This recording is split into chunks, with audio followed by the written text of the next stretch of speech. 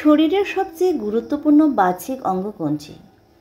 খুব ছোটবেলায় মায়ের এই প্রশ্নের উত্তরে বলতাম কান।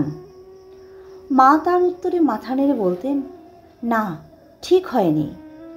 পৃথিবীতে অনেক বধির লোক আছে এবং তারা ভালোভাবেই বেঁচে আছে। তুমি এই প্রশ্নের উত্তরটা নিয়ে আরও ভাবো।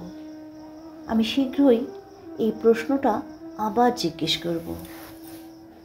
তারপর কয়েক বছর চলে গেল। আমি তখন বালিকা থেকে কিশোরী। মা আবার প্রশ্নটা করলেন। আমি তার উত্তরে এইবার কনফিডেন্টলি বললাম, দৃষ্টিশক্তি হচ্ছে আমাদের জীবনের সবচেয়ে প্রয়োজনীয়, তাই এটা চোখই হবে। মা আমার দিকে তাকিয়ে স্মিত হেসে বললেন, সোনা, খুব দ্রুত শিখছো তুমি। আশা করি সঠিক উত্তরটি সহসাই বের করে ফেলবে।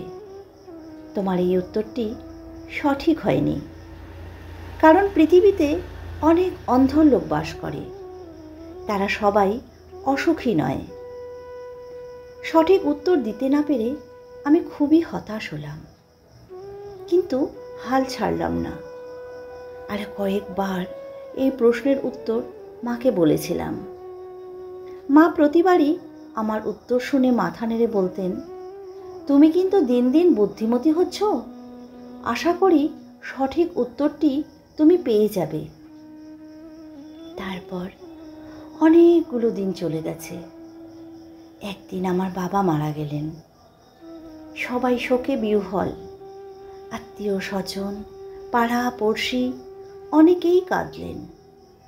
এমনকি আমার মামা, আমার কাকা, যাদেরকে কখনোই কাঁদতে দেখিনি, তারাও একে অন্যের কাঁধে মাথা রেখে কাঁদলেন।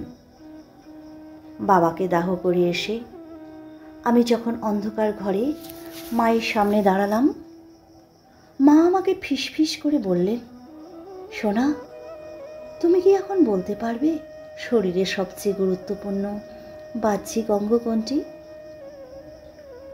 এমন দিনে এই প্রশ্ন শুনে আমি তো হতভম্ব, কিছুটা বিভ্রান্তও বটে। মা সেটা বুঝতে পেরে জল টলমল চোখে বললেন, আমার মনে হয় আজ এই প্রশ্নের সঠিক উত্তরটি বের করা তোমার জন্য খুবই গুরুত্বপূর্ণ। তুমি শরীরের প্রায় সব অঙ্গের নামই বলেছ, কিন্তু আমি তাতে সায় দিইনি, কারণ আমার মতে শরীরের সবচেয়ে গুরুত্বপূর্ণ বাহ্যিক অঙ্গ হচ্ছে কাঁধ। আমি তার উত্তর শুনে অবাক হয়ে পড়লাম। কাঁধ আমাদের মাথাকে ধরে রাখে বলেই কি সেটা গুরুত্বপূর্ণ? মা প্রত্যুত্তরে বললেন, ঠিক তা নয়, কারণ এই কাঁধই মানব শরীরের এমন একটি অঙ্গ যেটা তোমার নিজের চেয়ে তোমার প্রিয় মানুষগুলির বেশি দরকার হয়।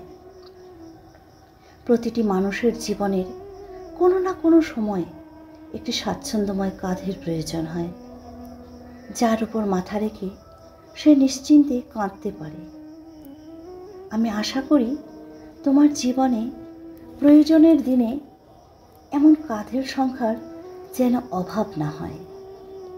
মা আর কোনো কথা না বলে আমার কাঁধে মাথা রেখে অনেকক্ষণ কাঁদলেন। আমি তার কান্নার মাঝখানে ভাবতে লাগলাম, এই কাঁধই জীবনের প্রিয় মানুষগুলির মাথা বহন করে যখন তারা বেদনা বিধুর হয়ে কাঁদে। এমন কাঁধের সংখ্যা আমার বা আমাদের জীবনে কয়টি?